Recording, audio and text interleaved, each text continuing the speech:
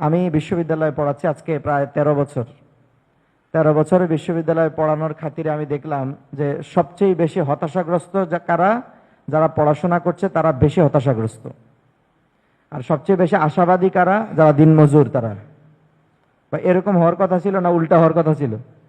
দিনমজুর সকালে বের হয়, সে একটা কাজে বের হয়েছে, যে সারাদিন কুলিগিরি করে, আর ফিরে আসলে বুঝে যে অন্তত 500-700 টাকা পাবো, চাল ডাল যা পাই কিনে গিয়ে ঘুমাবো।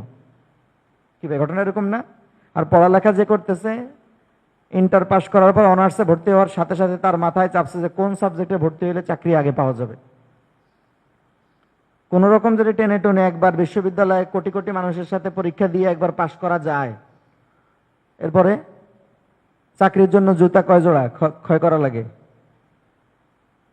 পড়াশোনা করতেছে নিজের আত্মমর্যাদা গায়রত তৈরি করার জন্য, আর পড়তে যায় আমাদেরকে শেখানো হয়েছে যে মানুষের বাসায় বাসায় গিয়ে টিউশনি করা লাগবে। কি ভাই, ঘটনা এরকম হয়েছে না বলেন? তাহলে আমরা বুঝলাম আমাদের সকাল থেকে, জীবনের প্রথম থেকে আমাদেরকে যে জীবনের লক্ষ্য শেখানো হয়েছে, এই লক্ষ্যটা ভুল ছিল।